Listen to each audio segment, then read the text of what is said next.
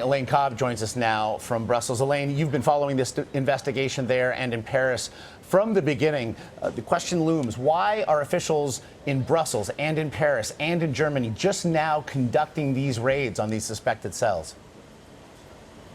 Well, of course, these weren't the first raids. In the weeks following the Paris attacks, there were raids across France, Belgium, and also Germany. In Belgium, Brussels was shut down for a few days as a police operation continued.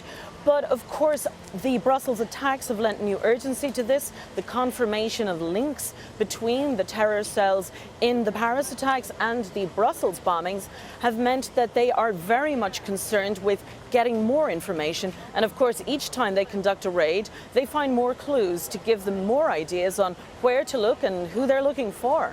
So, Elaine, what can you tell us about these neighborhoods where these raids were conducted in the suburbs of Brussels? One of them is Schaerbeek. That's the area where they found the explosives.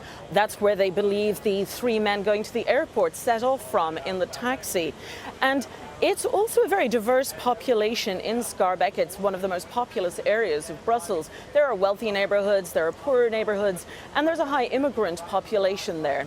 Another area is Forest in southern Brussels. That's where they found the first clues that led them to the capture of Salah Abdeslam last Friday.